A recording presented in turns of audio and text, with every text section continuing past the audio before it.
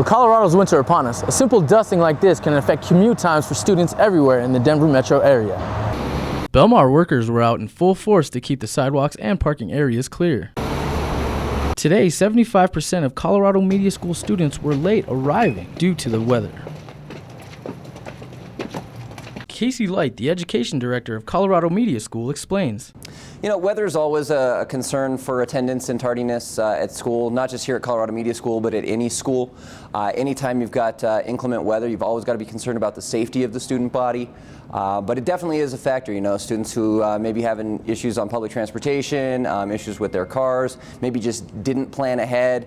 But as the person who's responsible for shoveling the walk, throwing down the salt, getting the building unlocked and prepared for all of our students, it's on me to get here even earlier on snow days than it is on regular days. So just plan ahead and make sure that you get there on time. Reporting from Belmar, I'm Joshua Zdroik, Channel 7 News.